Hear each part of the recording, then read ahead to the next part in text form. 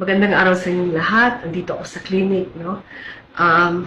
Bagamat busy tayong lahat, 'di ba? Kasi magpapasko na, namimili ng mga regalo, nagpaplano, nagbabudget kasi maraming gastos. May kailangan akong sabihin sa inyong napakahalaga. Medyo nakakabahala at nalulungkot kami, no, sa nangyayari. So, andito na naman tayo sa budget, no? Sa budget hearings, sa bicameral, no? Mag-uusap ngayon ang Senado at Kongreso. Alam niyo ba, tinapyas na naman nila ang budget ng PhilHealth. Ang hinihingi ng PhilHealth ay 150 billion para ito sa pagtugon sa mga premiums ng mga senior, ng mga PWD na walang kakayanan magtrabaho, ng mga indigent o mahihirap na pasyente na walang kakayanan magbayad ng premiums. Ito yung mga tinatawag na indirect contributors. Kami, yung mga nagtatrabaho, professional, self-paying, yung mga manggagawa, yung mga empleyado, tayo yung direct, tayo naman nagbabayad ng premiums natin buwan-buwan.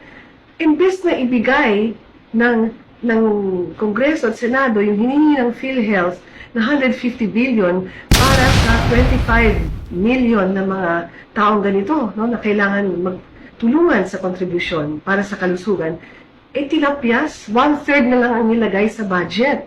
At ngayon, mag-deliberate na naman sila. Kaya kami, yung mga nagpetisyon para huwag ilipat ang pondo ng PhilHealth, kami naman ngayon ay nagpipetisyon na naman, no, sa Kongreso at Senado na huwag nilang gawin ito sa PhilHealth. Sabi nila, sobra-sobra daw ang pondo ng PhilHealth. Hindi ho sobra. Kulang na kulang. Meron na kaming ebidensya. Alam niyo ho, natuklasan namin sa kanilang financial statement na audited ng COA. As of 2024, March, meron silang deficit ng 1.25 trillion pesos. Ang tawag nila dito sa deficit na to ay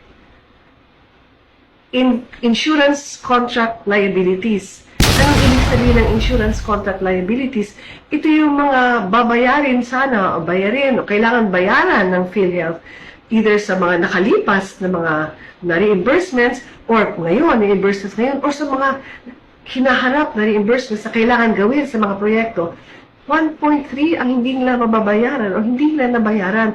Kaya pala dahil pang ospital na hindi nababayaran. At ito pala ang dahilan kung bakit itong inaasam natin na konsulta package, no, na pinag-uusapan natin, na nasa website ng PhilHealth, na binibida nila, na sinasabi nila lahat tayo, at talagang tama, lahat tayo ay may karapatan ng isang free check-up every year kung kailangan. Every year, at least one na libre, outpatient, na may mga libreng test, 32 na maintenance medicines, andun, no? Tapos, ang dami dahil mga consulta center, may mga private, may mga public. Kaya pala, nung in-announce ko itong consulta package, na maraming hindi nakakaalam, ang dami mga kababayan natin ang pumunta, nag-register. Iba tinatanggap, iba sinasabi, ay ayaw namin kasi hindi namin alam kung babayaran kami. Iba naman pumunta sa mga public consulta centers. Sinabihan sila, walang pondo, walang pera, walang gamot, lahat wala. Kaya nakakadismaya. Ang sakit-sakit ng damdamin namin, ang dami nagsumbong sa akin. Pala, walang pondo. Hindi talaga pinondohan ng tama. Nilagay nila doon sa insurance, nilagay nila doon sa insurance contract liability. 1.2 trillion. So, nung sinabi ng Department of Finance na may excess ang PhilHealth, hindi kasama itong liability. May excess sila na konting-konti. Ang excess ng PhilHealth ay konting-konti. So, nung sinabi ng Department of Finance na may sobrang PhilHealth, wala. Tapos ngayon, tinapyas pa ng Kongreso at Senado, may balak pa silang tapyasin yung pondo na ibibigay sa PhilHealth. Talaga bang ito ang layunin ng gobyernong ito na tanggalin ang pondo ng PhilHealth? Kasi kung talagang may problema ang PhilHealth at talagang may problema sa pamamalakad, ang solusyon ho ay hindi parusahan ang taong bayan. Kung may problema ang PhilHealth, ang solusyon ho ay hindi parusahan ng taong bayan. Ang solusyon ay palitan yung mga taong hindi hindi magaling ang pamamalakad sa PhilHealth. Ang mga taong malamang baka may kinukuha sa PhilHealth, hindi yung parusahan tayo. So, ang dami-dami na sinasabi na may bagong package, pati sa dental, pati sa salamin. Eh, kung itong basic na konsulta package ay hindi mapondohan at nilagay lang doon yung 204 billion na kailangan para pondohan ang konsulta package, saan nilagay? Nilagay ng PhilHealth doon sa liabilities nila. Ibig sabihin, hindi pa na babayaran, hindi pa na popondohan, at baka hindi pa pwedeng pondohan. Nakakalungkot. Paskong Pasko, na-discover namin ito. Pero kailangan namin batikusin, kailangan namin halungkatin para protektahan kayong lahat, protektahan tayong lahat. So, ang grupo namin ay magbibigay ng isang sulat sa Kongreso at sa Senado para nagmamakaawa kami, ibalik ho ninyo sa budget yung hinihingi ng PhilHealth.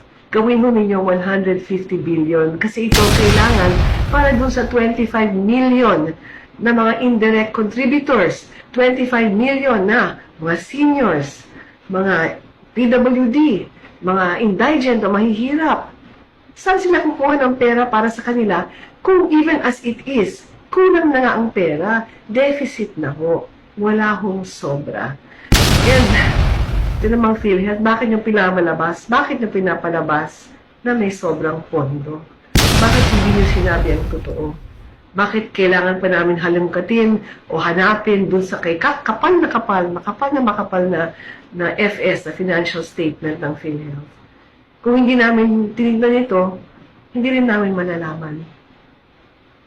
So, Pasko, mag-ingat ko tayo, huwag masyadong kumain ng masyadong matatamis, masyadong matataba, mag-ingat ko sa aksidente, huwag maaksidente, mahirap kung magkasakit, at wala masyadong pera ang ating PhilHealth, at baka kaltasan na naman, tapyasin, at hindi na naman ibigay ng ating Kongreso at Senado ang nararapat sa PhilHealth.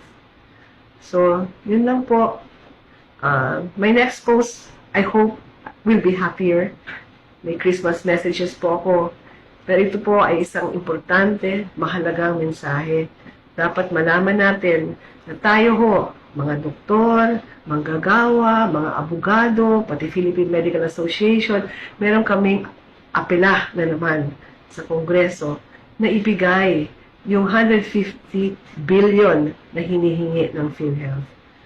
Pero sa PhilHealth naman, ayusin yung sarili ninyo at please, somebody should really investigate at tanggalin na yung kailangan tanggalin. Tama na ito. Tama na. Yun lang ho. Bye-bye.